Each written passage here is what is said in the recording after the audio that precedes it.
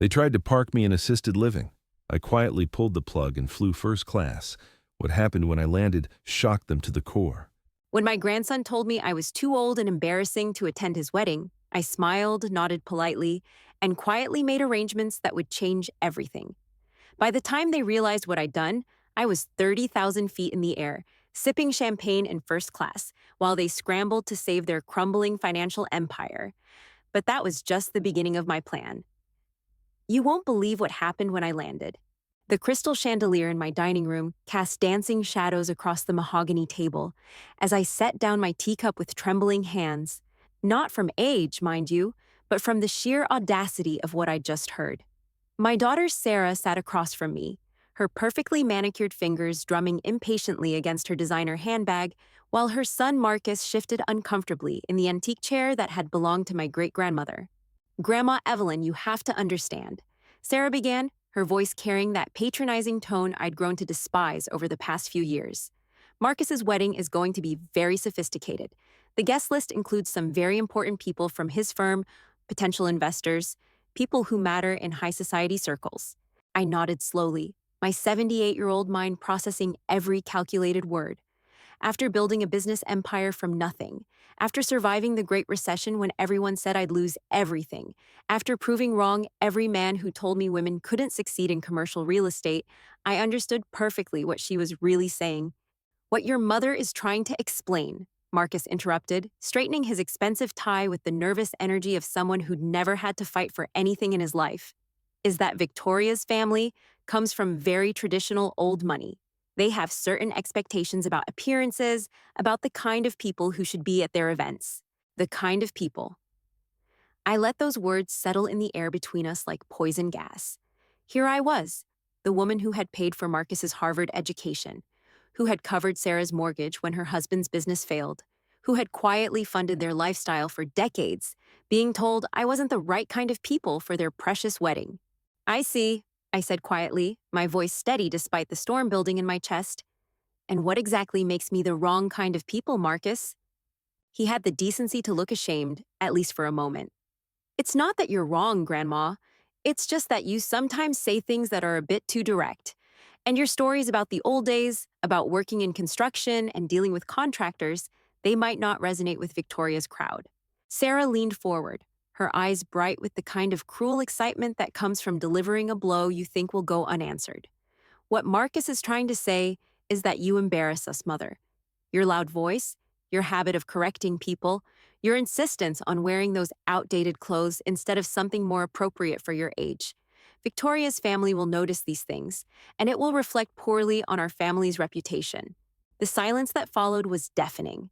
Outside, I could hear the gardener trimming the hedges around the fountain I'd had installed when Sarah graduated college.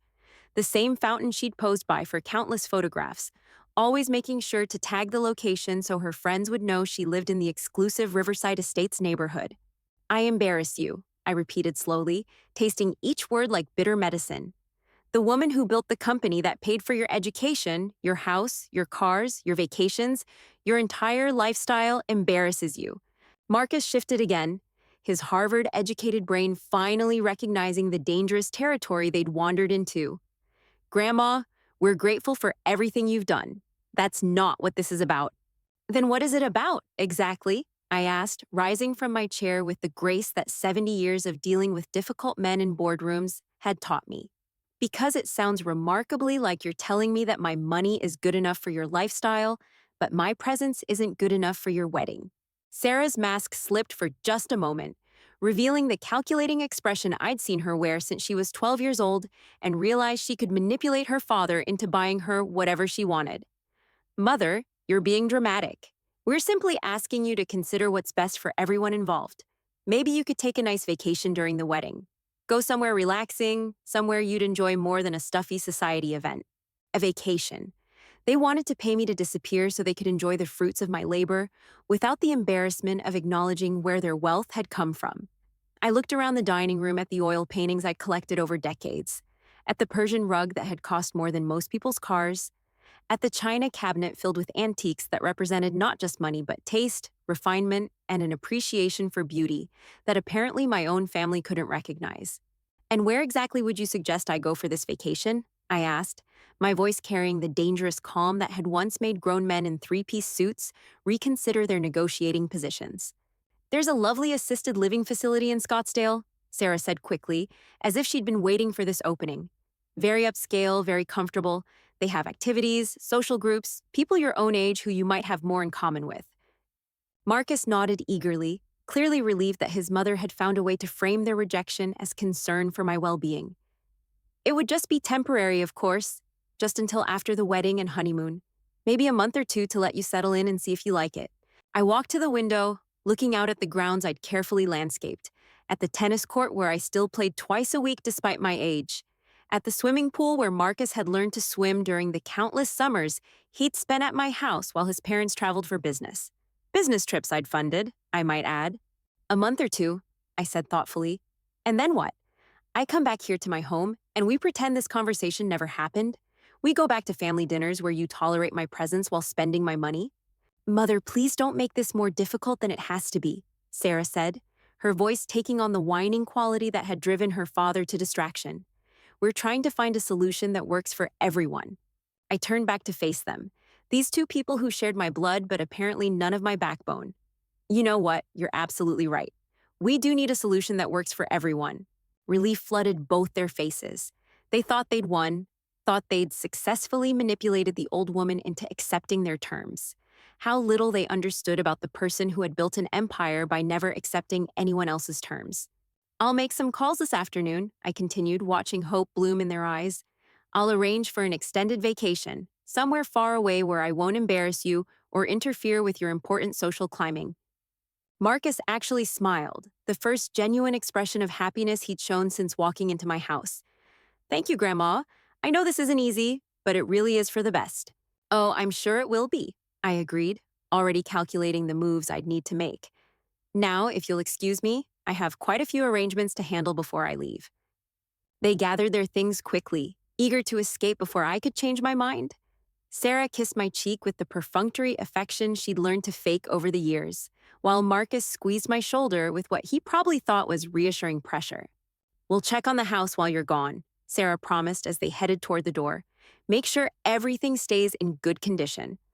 I watched them climb into Marcus's BMW, the one I'd helped him buy when he graduated law school, and drive away down the circular driveway I'd had paved with imported Italian stone.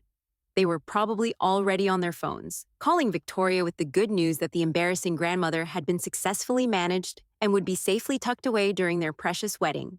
But as I walked back into my study and opened my laptop, I was making very different plans. They wanted me gone. They wanted to be free of the burden of acknowledging where their money came from. They were about to get exactly what they asked for, in ways they could never imagine. I pulled up my contact list and began scrolling through names accumulated over 50 years in business. Lawyers, accountants, financial advisors, real estate agents, private jet services, people who understood that money talks. And when Evelyn Morrison called, they listened very carefully. The first call was to my attorney, Jonathan Walsh, who'd been handling my legal affairs for over 20 years. Jonathan, I need to make some immediate changes to my estate planning. Yes, I know it's short notice. No, this can't wait until next week. The second call was to my financial advisor at Goldman Sachs. Patricia, I want to liquidate several positions immediately. The rental properties in downtown, the shopping center in Westfield, the office building on 5th Street. Everything needs to move quickly. The third call was to Harrison Private Jets. This is Evelyn Morrison. I need to book an extended trip, departing tomorrow, if possible. International destinations, first-class accommodations throughout. Money is no object. As I made call after call, I felt something I hadn't experienced in years. The thrill of taking decisive action, of refusing to be anyone's victim, of reminding the world that Evelyn Morrison didn't just disappear quietly when people decided she was inconvenient. My phone buzzed with a text from Sarah. Thanks for being so understanding, Mom. This really is for the best. Love you. I smiled as I typed back. You're absolutely right, darling. This is going to be perfect for everyone involved. What they didn't know yet was that I'd spent 5 decades building multiple streams of income, creating financial structures they'd never even heard of, establishing relationships with people who could make things happen with a single phone call. They thought they were dealing with a doddering old woman who would gratefully accept their crumbs of affection. They were about to discover they'd just declared war on someone who had been winning battles since before they were born. By 6 o'clock that evening, I was reviewing documents spread across my dining room table like a general planning a military campaign. Each paper represented years of careful investment, decades of building wealth that my family had grown so comfortable with, they'd forgotten it wasn't their birthright. The doorbell rang as I signed the final authorization to liquidate my portfolio. Through the security monitor, I could see a courier in a crisp uniform holding an envelope marked urgent. I buzzed him in, my pulse quickening with anticipation. Mrs. Morrison, I have a delivery requiring your signature. The envelope contained confirmation of everything I'd set in motion. Flight manifest for tomorrow's departure to Monaco aboard a Gulfstream G650. Reservations at the Hotel Hermitage Monte Carlo, presidential suite, indefinite stay. Most importantly, documentation showing the successful transfer of $12 million from my various accounts into an untraceable offshore trust. I poured myself a glass of the Chateau Margaux that Marcus had given me for my birthday, probably using my own money without realizing it, and settled into my favorite chair to admire my handiwork. The irony wasn't lost on me that they'd essentially paid for their own exile from my fortune. My phone rang. Sarah's number flashed on the screen. Mother, I just wanted to call and tell you how proud I am of how you handled everything today. I know it wasn't easy, but you're making the right choice. Oh, sweetheart, I said, savoring the wine and the moment equally. I couldn't agree more. I'm making exactly the right choice. Have you had a chance to look into that facility in Scottsdale? I found their website, and it looks absolutely lovely. They have a pool, organized activities, even a library. I almost laughed. A library? As if I hadn't spent the last 50 years building libraries worth of knowledge about finance, real estate, and human nature. As if I needed their permission to read books in my twilight years. Actually, I've decided on something a bit more adventurous, I said, watching the sunset paint my gardens gold through the French doors. I'm going to Europe for an extended stay, maybe indefinitely. A pause. I could practically hear the wheels turning in her calculating mind. Europe? Mother, that sounds expensive, and so far away? What if something happens to you? What if you get sick? Don't worry about the expense, dear. I've made arrangements. The understatement of the century, but she didn't need to know that yet. What kind of arrangements? Mother, you can't just disappear to Europe without proper planning. What about your medications, your doctor, your financial obligations here? Financial obligations. She meant the monthly transfers that had been funding their lifestyle for so long, they'd started thinking of my money as their money. The payments that covered Marcus's car lease, Sarah's country club membership, the private school tuition for grandchildren I apparently wasn't suitable to be seen with in public. Everything's been handled, I assured her. My attorney has power of attorney for any urgent matters. My financial advisor will manage the remaining investments. As for my health, European healthcare is quite advanced these days. Remaining investments? Sarah's voice sharpened with the first hint of genuine alarm. What do you mean by remaining? Well, I certainly can't travel indefinitely without liquid capital, I said reasonably. I've liquidated several positions to fund this adventure. After all, you said yourself that I should take a nice vacation somewhere I'd enjoy. The silence stretched so long, I wondered if the call had dropped. Finally, Sarah spoke, her voice carefully controlled.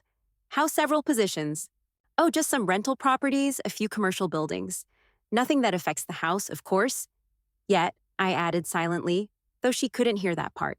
Mother, those properties generate income. Monthly income that helps with the family expenses, the house maintenance, our financial planning. Our financial planning, there it was, the admission I'd been waiting for. They hadn't just grown accustomed to my money, they'd started counting on it as part of their own financial strategy. I'm sure you and Marcus will figure something out, I said with the confidence of someone who knew exactly what they'd figure out. After all, he's a successful attorney, and you've always been so resourceful. Another pause, longer this time. I could picture Sarah's face, that calculating expression she wore when she realized a situation wasn't going according to her carefully laid plans. When exactly are you leaving? She asked. Tomorrow morning, actually. I managed to book a last-minute flight. Last minute if you considered 3 hours of phone calls with private aviation services last minute. But why burden her with details? Tomorrow? Mother, this is incredibly sudden. Marcus and I should drive over tonight so we can see you off properly. I smiled, remembering how they'd sat in my dining room just hours earlier, explaining why my presence would be an embarrassment to their social climbing ambitions. Now suddenly they wanted to see me off properly. That's sweet of you to offer, but I'll be leaving quite early. 6 a.m. departure. You know how airports are these days. Well, private airfields, but again, details. 6 a.m.? From which airport? Maybe we could meet you there, just to make sure you're settled properly. The concern in her voice was almost touching. If I hadn't known it had nothing to do with my welfare and everything to do with the growing realization that their financial safety net was about to disappear into European skies. I'd rather handle the departure myself, I said firmly. At my age, emotional goodbyes just make everything more difficult. But Mother, we need to discuss some practical matters: the house, the accounts, the monthly arrangements we've had in place. Monthly arrangements, such a delicate way to describe decades of financial dependency dressed up as family obligation. I've left detailed instructions with Jonathan Walsh. He'll handle any questions you might have about ongoing arrangements. What I didn't mention was that those instructions primarily involve discontinuing all the ongoing arrangements, but Sarah would discover that soon enough. I should call him tonight then, just to make sure everything's clear. I wouldn't, I said quickly. He's handling several urgent matters for me this evening. Very complex international financial transfers, you understand. I'd hate for you to interrupt something so time-sensitive. The truth was that Jonathan was probably at home with his wife, enjoying a quiet dinner, while the automated systems processed the wire transfers that would soon make my family's financial situation much more interesting. Mother, I'm getting the feeling there's something you're not telling me. Nonsense, dear. I'm simply taking your advice and removing myself from situations where I might embarrass you. Isn't this exactly what you wanted? I never said you should disappear to Europe indefinitely. I suggested a short vacation, maybe a few weeks. Well, at my age, who knows how long indefinitely might be? Could be weeks, could be months, could be years. The adventure is in not knowing, don't you think? I could hear her breathing change, that sharp intake that meant her carefully controlled facade was starting to crack. Years? Mother, you can't be serious. What about Marcus's wedding? What about the holidays? What about family obligations? Family obligations. The phrase hung in the air like a challenge. I thought about all the family obligations I'd met over the decades, while they'd met exactly none of theirs. Oh, I'm sure you'll manage the holidays beautifully without me. After all, you made it quite clear that my presence isn't really welcome at family celebrations. That's not what we said, isn't it? Because from where I was sitting, it sounded remarkably like you were saying I was too embarrassing, too inappropriate, too much of a liability to be seen with the kind of people you want to impress.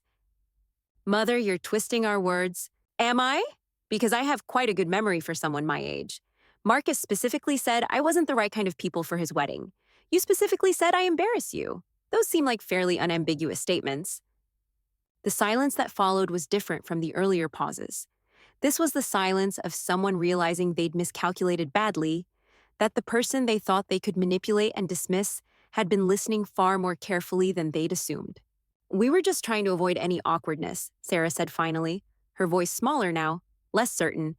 Well, mission accomplished, I replied cheerfully. There won't be any awkwardness at all, because I won't be there to create it. But the financial arrangements, Mother, we need to discuss the practical aspects of your being away for an extended period. And there it was, the real reason for her sudden concern about my welfare. Not worry about my health or safety in a foreign country, but worry about their monthly allowance from the Bank of Evelyn. I'm sure everything will work out exactly as it should, I said, finishing the last of my wine. After all, you're both such capable, independent adults. I have complete faith in your ability to handle your own financial affairs. Mother, please, can we at least talk about this in person before you leave? Can't you delay the trip just one day so we can sit down and discuss everything properly? I looked around my beautiful home, at the life I'd built with my own hands and my own determination, at the legacy I thought I was preserving for people who apparently found me too embarrassing to acknowledge in public. I'm afraid that's impossible, dear. The arrangements are all final, non-refundable, you understand.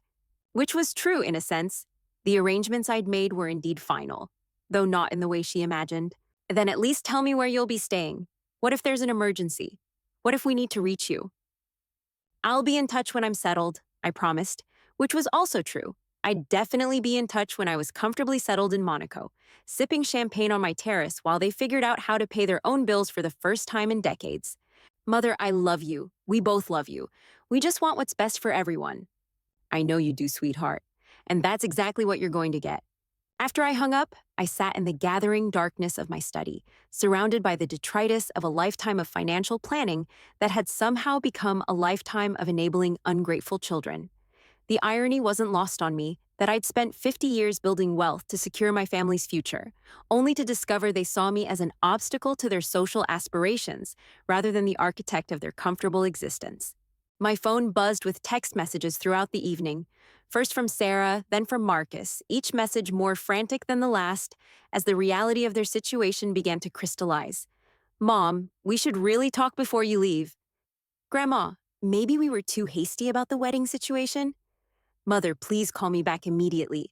I ignored them all and instead made one final call to Patricia at Goldman Sachs. The transfers are complete, Mrs. Morrison. 12.7 million has been moved to the Cayman accounts as requested. The remaining domestic holdings have been liquidated as instructed. Is there anything else you need before your departure? Just confirmation that the monthly automatic transfers have been canceled, I said, signing the last of the documents my attorney had couriered over. All standing orders terminated as of midnight tonight. The accounts feeding those transfers have been closed. Your family members will receive notification letters tomorrow afternoon, after your departure window. Perfect timing. By the time they realized the full scope of what had happened, I'd be somewhere over the Atlantic, beyond the reach of their manipulation and crocodile tears. I spent my final evening in the house walking through rooms filled with memories, touching surfaces I'd polished with pride, admiring artwork I'd collected not for investment, but for beauty. This house had been my sanctuary, my proof that a woman could build something magnificent in a world designed to keep her small. Now it felt like a mausoleum, a monument to relationships that had died long before I'd been brave enough to acknowledge their passing. The grandfather clock in the foyer chimed midnight as I climbed the stairs to my bedroom one last time. Tomorrow would bring either liberation or the most expensive midlife crisis in family history. Either way, it would be entirely my choice, made on my terms, funded by my money. My alarm sounded at 4:30 a.m., though I'd been awake for hours, mind racing with anticipation and something that felt remarkably like relief. I dressed carefully in my favorite Chanel suit, the navy one with pearl buttons that Sarah always said made me look too formal for casual occasions. Today felt like the most important occasion of my life, so formal seemed entirely appropriate. The car service arrived precisely at 5:15, a black Mercedes that glided through empty streets toward Teterboro Airport.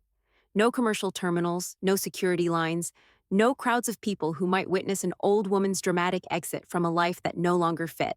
The driver, a professional who understood that wealthy clients paid for discretion as much as transportation, made no attempt at conversation during the 40-minute drive.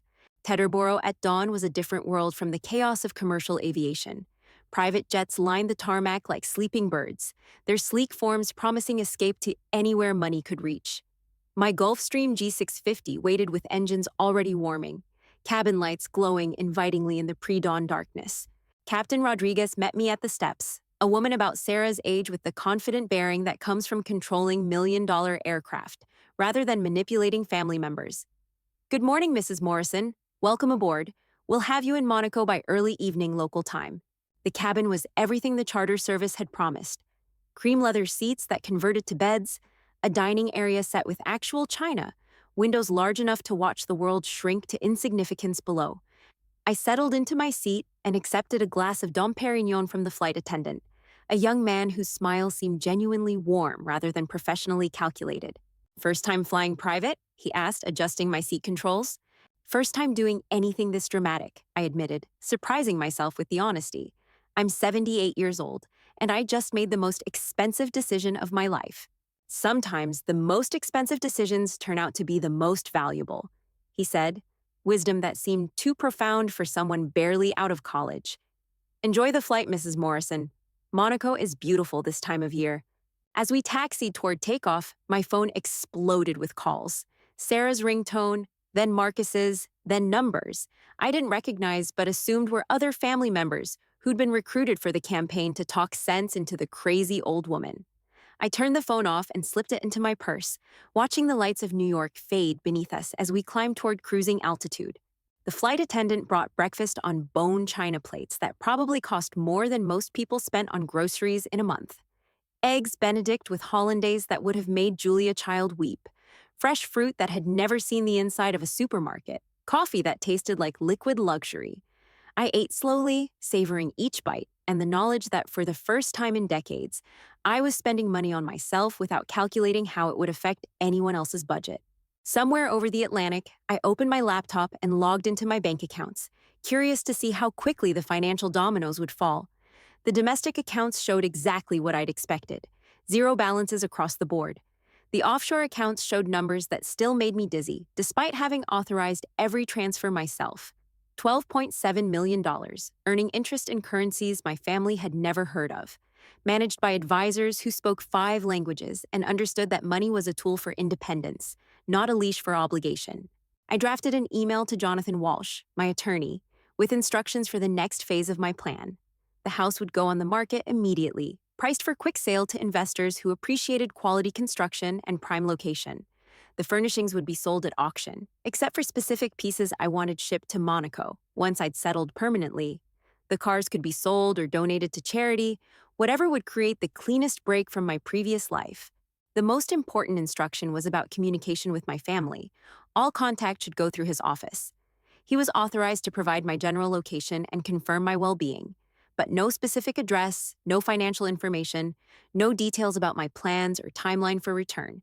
If they wanted to repair our relationship, they could start by learning to respect boundaries instead of assuming access to my resources was their birthright. 6 hours into the flight, we hit turbulence over the mid-Atlantic. Nothing dangerous, just enough to remind passengers that flying was still an act of faith in physics and engineering. I watched other passengers grip their armrests and exchange nervous glances, but I felt oddly calm. After 78 years of playing it safe, of making responsible decisions and putting family needs before personal desires, a little turbulence felt like freedom. The captain's voice came over the intercom, apologizing for the rough air and promising smoother conditions ahead. I smiled at the metaphor. My life had certainly hit some rough air, but I had faith that smoother conditions lay ahead, somewhere on the French Riviera where my money could buy solitude and my age could buy wisdom instead of dismissal. My phone buzzed with notifications even though I'd turned it off. The miracle of modern technology meant messages could queue up like angry creditors, waiting to assault me the moment I reconnected to the world. I could see the preview of Sarah's latest text through the lock screen. "Mother, please call. We found out about the accounts. We can work this out." We can work this out. The same phrase she'd used when her husband's business failed and she needed me to cover their mortgage. The same words Marcus had spoken when he'd needed help with law school tuition. Always we when they needed something, always you when explaining why my presence was inappropriate for their social climbing. I deleted the message without reading it fully and returned my attention to the view outside my window. Clouds stretched to every horizon like a white ocean, beautiful and untouchable from 38,000 feet. Below those clouds lay the life I was leaving behind, the roles and expectations and relationships that had gradually constricted until I could barely breathe. Above the clouds was possibility. Monaco meant casinos where I could gamble my own money for my own entertainment, art galleries where I could buy paintings because they moved me, not because they matched the decor, restaurants where I could eat alone or with strangers who knew nothing about my embarrassing tendency to speak my mind, hotels where the staff would call me Madame Morrison and mean it as respect rather than barely concealed impatience. The flight attendant refreshed my champagne and mentioned that we'd be beginning our descent into Nice in 2 hours. From there, a helicopter would take me directly to Monaco, because apparently when you spend enough money, even geography becomes negotiable. I'd never ridden in a helicopter, another first to add to a life that had suddenly become full of new experiences. "Any regrets about leaving?" he asked, probably reading something in my expression that I hadn't intended to reveal. I considered the question seriously. Did I regret leaving behind the house I'd built, the community where I'd established myself, the family relationships I'd nurtured for decades? Did I regret liquidating assets it had taken 50 years to accumulate, all to prove a point about respect and dignity? "Ask me in 6 months," I said finally. Right now, I'm too excited to have regrets. And it was true. Despite the magnitude of what I'd done, despite the bridges I'd burned and the security I'd abandoned, I felt lighter than I had in years. The weight of constantly managing other people's feelings, of funding other people's dreams while putting my own on hold, of accepting scraps of affection in exchange for unlimited financial support, had lifted somewhere over the Atlantic. My phone buzzed again. This time, it was a call from a number I didn't recognize, probably Marcus trying to reach me through a friend's phone. I let it go to voicemail and instead called the concierge at the Hotel Hermitage to confirm my arrival arrangements. The presidential suite would be ready, champagne chilled, dinner reservations made at the restaurant of my choice. They asked no questions about family or background, only how they could make my stay more comfortable. That's what money could buy when spent without apology or justification. Not just luxury, but the luxury of being treated as if your preferences mattered, as if your comfort was worth someone's attention and effort. I'd forgotten what that felt like, had grown so accustomed to negotiating for basic respect within my own family that I'd accepted their dismissive treatment as normal. The pilot announced our initial descent into Nice, and I pressed my face to the window like a child seeing the ocean for the first time. The Mediterranean sparkled blue-green in the afternoon sun, dotted with yachts that looked like toys from our altitude. The coastline curved in elegant arcs, white buildings climbing hillsides like ambitious flowers reaching toward light. Monaco appeared as we descended, a tiny principality glittering with wealth and possibility. Casinos and hotels and apartment buildings that cost more per square foot than most people's annual salaries. A playground for people who'd learned that money was meant to be enjoyed, not hoarded out of fear or guilt or obligation to ungrateful relatives. The helicopter ride from Nice to Monaco took 15 minutes and felt like crossing into another world. Below us, highways clogged with traffic while we soared above it all, privileged and untouchable. The pilot pointed out landmarks, the famous casino, the palace, the harbor filled with yachts that served as floating palaces for people who discovered what I was just learning. That sometimes the most loving thing you can do for family is to stop enabling their worst impulses. Sometimes respect has to be earned rather than assumed. And sometimes the only way to teach people your value is to remove yourself from their reach and let them discover what life costs without your subsidies. The Hotel Hermitage rose before us like a Belle Epoque dream, all ornate facades and manicured gardens. As we settled onto the helipad, I could see staff members already approaching with the kind of efficient deference that money commands when it's spent confidently rather than apologetically. My adventure was just beginning, but already I knew I'd made the right choice. Somewhere behind me, across an ocean and several time zones, my family was probably discovering what their monthly budget looked like without my contributions. They were learning that respect and love weren't the same thing, that financial support could end as suddenly as it had begun. But that was their lesson to learn. Mine was just beginning, at 38,000 feet above the Mediterranean, with champagne in my glass and possibilities stretching to every horizon. The helicopter's rotors wound down as I stepped onto the helipad of the Hotel Hermitage, my heels clicking against polished stone that probably cost more than most people's cars. The staff moved with choreographed precision, whisking away my luggage while a woman in impeccable uniform approached with a silver tray bearing a glass of champagne and what appeared to be caviar on mother-of-pearl spoons. Madame Morrison, welcome to Monaco. I am Gabrielle, your personal concierge during your stay. The presidential suite has been prepared to your specifications. I accepted the champagne, noting how different it tasted when served without guilt or justification. Back home, opening a bottle of Dom Perignon had always come with Sarah's commentary about extravagant spending or Marcus's lectures about financial responsibility. Here, it was simply Tuesday afternoon refreshment for someone who could afford to drink liquid luxury without explaining herself to anyone.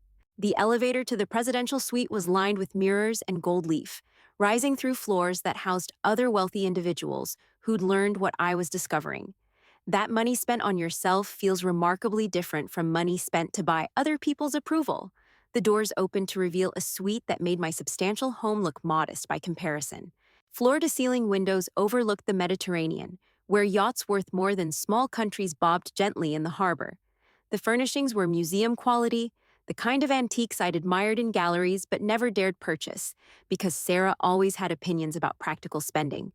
Fresh flowers arranged with artistic precision filled crystal vases, their fragrance mixing with the salt air that drifted through open French doors. Your dinner reservation at Joël Robuchon is confirmed for 8:30, Gabrielle informed me, setting down an itinerary written on paper so heavy it felt substantial in my hands. The casino has prepared a private gaming room should you wish to try your luck this evening. And tomorrow, the yacht Serenity awaits your pleasure for a cruise along the Italian coast. A private yacht. I'd never even considered such extravagance, had spent decades telling myself that money was for security, not indulgence. But standing in that opulent suite, watching the sun paint the Mediterranean gold, I realized security was exactly what I'd bought. Security from judgment, from obligation, from the exhausting performance of being grateful for scraps of affection from people who saw me as an embarrassment. My phone had been buzzing continuously since landing, a symphony of desperation that I finally decided to acknowledge. 17 missed calls from Sarah, 12 from Marcus, and messages from relatives I hadn't heard from in years, who'd apparently been recruited for the intervention campaign. I scrolled through the previews without opening the full messages. Mom, the bank called about the accounts. Grandma, we need to talk immediately. Mrs. Morrison, this is regarding urgent family matters. Each message more frantic than the last as the reality of their situation crystallized. The most recent was from Sarah, sent just minutes ago. Mother, I know you're angry, but this affects everyone. Marcus can't make his mortgage payment. I can't cover the country club dues. We found lawyers who say this might be elder abuse, taking advantage of your emotional state. Elder abuse. I almost laughed at the audacity. 78 years of making sharp business decisions, of building an empire from nothing, of proving my mental acuity in boardrooms full of men who underestimated me. And now suddenly, I was too emotionally compromised to control my own money.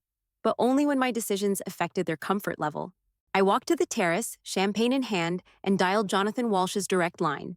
He answered on the first ring, probably expecting this call. Evelyn, I trust you arrived safely. How's Monaco treating you? Like royalty, which is exactly what I needed. Tell me, how are my former dependents adjusting to their new financial reality? Jonathan's chuckle carried across the international connection. About as well as you'd expect. Sarah called my office 6 times this morning. Marcus showed up demanding to see your files. I've had to explain attorney-client privilege more times today than in my entire previous career. And their threats about elder abuse? Empty legal posturing from people who've never had to fight for anything. Your mental competency is documented extensively. The transfers were executed over multiple days with proper legal oversight. Most importantly, you're spending your own money on yourself, which is the opposite of abuse. Through the terrace doors, I could hear Gabrielle arranging tomorrow's activities with someone who sounded like a yacht captain, discussing weather conditions and preferred destinations as if my comfort was the most important consideration in the world. When had anyone in my family last considered my preferences without calculating the cost? There's something else, Jonathan continued. Marcus called his law firm's senior partner, apparently trying to pressure me through professional channels. The partner called me directly to apologize for his associate's inappropriate behavior. Seems they're reviewing Marcus's position with the firm. What does that mean exactly? It means throwing around legal threats about your mental competency while trying to access your financial information has consequences. Professional consequences. I sipped my champagne and watched the sun sink lower toward the horizon, painting the sky in shades of orange and pink that would have made Maria cry with their beauty. My late husband had always said money was a tool, not a destination. It had taken me 78 years to understand he meant it was a tool for creating the life you wanted, not the life other people expected you to fund. Have you heard anything about the house sale? 3 offers above asking price in the first day. Apparently, your neighborhood is quite desirable when people aren't expected to subsidize the current owner's extended family. The house I'd built with my own vision and determination, filled with furniture I'd chosen and artwork I'd collected, would become someone else's dream home, someone who would appreciate the craftsmanship without taking it for granted, someone who would fill those rooms with laughter that wasn't preceded by requests for money. Accept the highest offer, I decided. I want a clean break. Already done. Closing is set for next week. The buyers are paying cash, no contingencies. They specifically mentioned admiring the quality of construction and asking if the builder was available for other projects. If they only knew the builder was currently drinking champagne on a Monaco terrace, having traded her hammer for a passport and her responsibilities for possibilities. My phone buzzed with another call. Marcus this time, probably calling from some borrowed phone since I'd blocked his number. I let it ring while Jonathan filled me in on other details. The cars had been sold to a collector who specialized in well-maintained luxury vehicles. The furniture auction was scheduled for the weekend, with several pieces already generating serious interest from dealers who recognized quality. What about my personal items, the photo albums, Maria's jewelry? Shipped to a storage facility in Nice, as requested. You can retrieve them whenever you're ready, or have them forwarded to your permanent address once you've decided where that might be. Permanent address. The phrase carried weight I hadn't expected. For the first time in my adult life, I could choose where to live based purely on my own preferences. No considerations about school districts for grandchildren who found me embarrassing, no calculations about proximity to family members who saw my presence as a social liability. Jonathan, what would you do if you were 78 years old with more money than you could spend and complete freedom to go anywhere? I'd probably ask my friend Evelyn Morrison for advice, since she seems to have figured out something the rest of us missed. After hanging up, I stood on the terrace watching Monaco come alive in the gathering dusk. Lights flickered on in casino windows, where people with more money than sense would soon be losing fortunes on games of chance. Restaurants prepared for evening crowds who ordered wine by the bottle without checking prices. Shops displayed jewelry that cost more than most people's houses, their windows glowing like treasure chests. But the real treasure was simpler than any of that luxury. It was the silence in my phone when I turned off the ringer, the absence of guilt when I ordered room service for one, the freedom to plan tomorrow based on my own desires, rather than other people's emergencies. Gabrielle knocked softly on the suite door, entering with the evening's itinerary and a question about transportation preferences. Did I prefer the Rolls-Royce or the Bentley for dinner tonight? Would I like the casino to prepare specific games, or did I prefer to explore their offerings spontaneously? Actually, I said, surprising myself with the decision, cancel the dinner reservation. I'd like to eat here tonight, on the terrace, watching the harbor lights. Of course, madame, the chef can prepare anything you desire. Perhaps the bouillabaisse with locally caught fish, or the lamb from the hills of Provence? I chose the bouillabaisse, not because it was expensive or impressive, but because I'd never tried it and wanted to taste something new. How long had it been since I'd made a choice based purely on curiosity, rather than obligation or expectation? Dinner arrived as the last light faded from the western sky, served on china so fine it was almost translucent. The bouillabaisse was a revelation, complex and satisfying in ways that had nothing to do with its cost and everything to do with the care that had gone into its preparation. I ate slowly, savoring each spoonful while watching yachts navigate the harbor like floating palaces. My phone remained silent on the side table, its screen dark with ignored messages. Somewhere across an ocean, my family was probably gathered around someone's kitchen table, calculating how much money they'd lost and strategizing ways to guilt me into returning. They were learning that dependency was a choice, not a birthright, and that respect couldn't be purchased with monthly allowances. But that was their education to complete. Mine was just beginning, here on a terrace overlooking the Mediterranean, with possibilities stretching to every horizon, and money that was finally, truly, mine to spend as I chose. The casino called just as I finished dinner, a polite inquiry about whether I planned to visit their gaming rooms tonight. I'd never gambled more than $20 in my life, had always considered it financially irresponsible. But sitting in that presidential suite, with more money than I could spend and no one to answer to but myself, irresponsibility felt like the most reasonable choice I'd made in years. Prepare a private table, I said. I think it's time I learned to take some risks. The casino's private gaming room felt like stepping into a movie about the lives of people who'd never worried about mortgage payments or grocery budgets. Crystal chandeliers cast warm light over green felt tables, while dealers in crisp white shirts moved cards with the precision of surgeons. The room smelled of expensive cologne and possibility. Madame Morrison, the casino host greeted me with a bow that would have made European royalty feel welcome. We've prepared the baccarat table as requested. Your credit line has been established at $500,000. $500,000. 6 months ago, that number would have sent me into cardiac arrest. Tonight, it represented less than 4% of my liquid assets, money I could afford to lose without affecting my security or comfort. The freedom was intoxicating. I'd chosen baccarat because it seemed appropriately dramatic for my first night as a woman who gambled with house money. The dealer, an elegant woman about my age who introduced herself as Madame Dubois, explained the rules with patient precision. Unlike my family's recent explanations of why I was socially inadequate, her instruction came without condescension or impatience. The beauty of baccarat, she said, shuffling cards with practiced grace, is that it requires no skill, only courage. Perfect for someone beginning a new adventure. My first bet was conservative by the standards of this room, but revolutionary by the standards of my previous life. $10,000 on the banker's hand, enough money to fund Marcus's monthly lifestyle for 3 months. The cards fell with whispered authority against the felt. Banker 1. $20,000 appeared in my chip stack like magic. Beginner's luck, Madame Dubois observed with a smile that seemed genuinely pleased rather than professionally required. Perhaps you should consider a larger wager? I doubled my bet, then doubled it again. Within an hour, I was playing with house money and experiencing something I'd never felt in 7 decades of careful financial planning. The pure adrenaline rush of risk without consequence, of decisions made for pleasure rather than security. My phone buzzed insistently from my purse, but I ignored it. Whatever crisis my family had manufactured tonight could wait. I was learning that money spent on myself created entirely different emotions than money spent on other people's emergencies. This money bought excitement, anticipation, the delicious uncertainty of outcomes beyond my control. You play like someone who's never been afraid of losing, observed a gentleman at the neighboring table, his accent suggesting old European money rather than new American wealth. I'm learning, I replied, placing another bet with hands steadier than they'd been in months. Apparently, I spent too many years being afraid of the wrong things. By midnight, I was ahead nearly $200,000 and feeling more alive than I had since Maria's death. The chips stacked in front of me represented more than money. They were proof that taking risks could yield rewards, that stepping outside comfortable boundaries could lead to extraordinary experiences.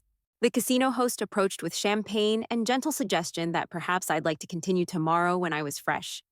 I accepted both the drink and the advice, cashing out my winnings with the satisfaction of someone who'd discovered a new talent for living dangerously.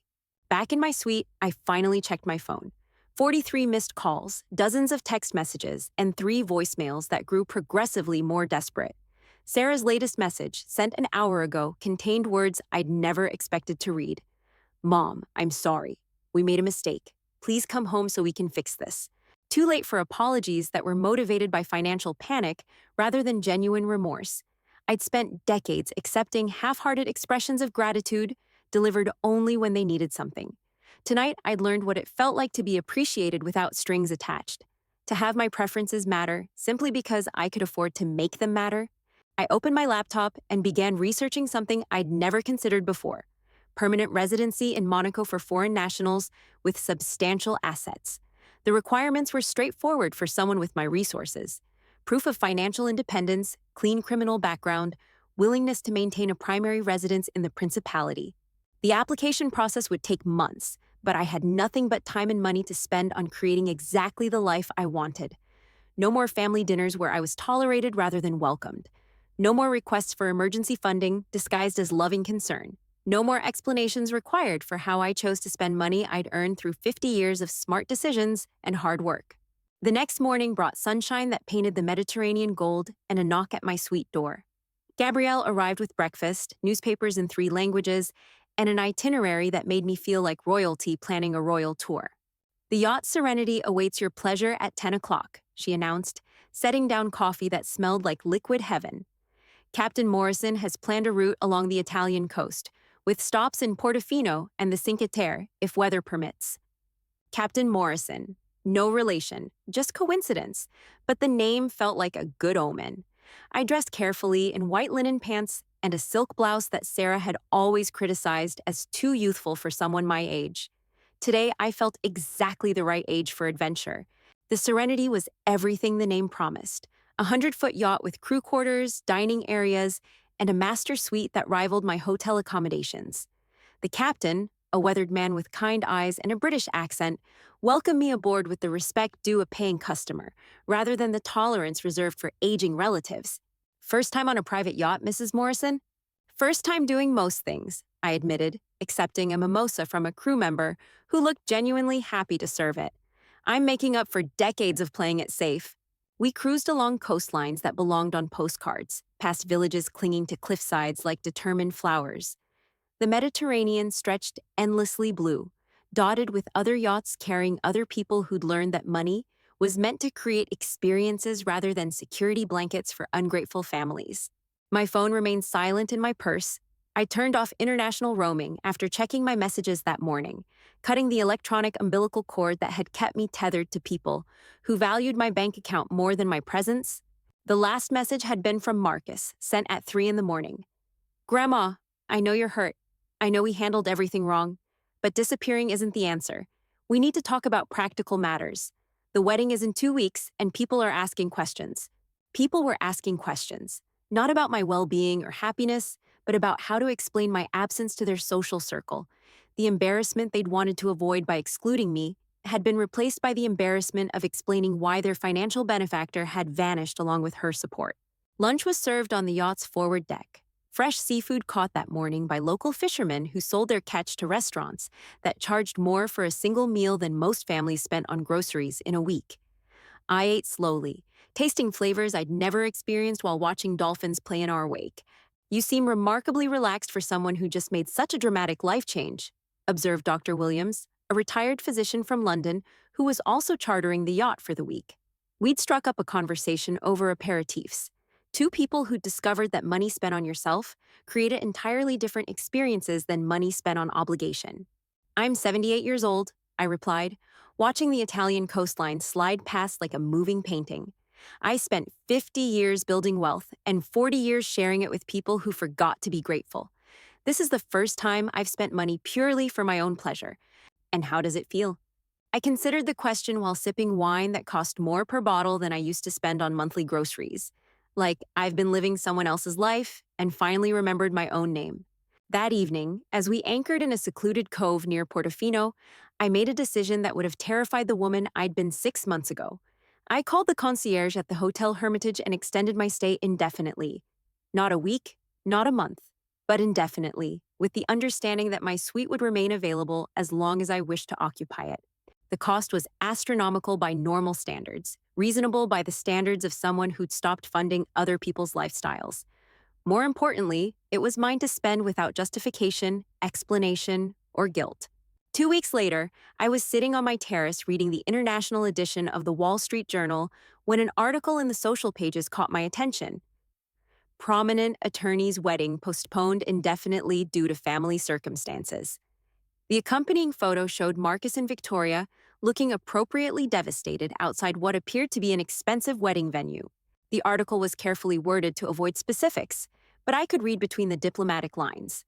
Family circumstances meant they couldn't afford the wedding they'd planned.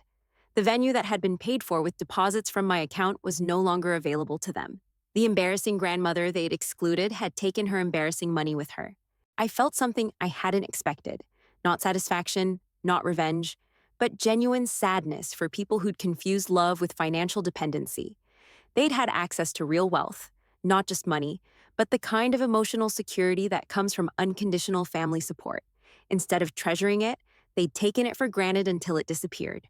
My phone, now equipped with a new Monaco number that my family didn't possess, rang with a call from Jonathan Walsh.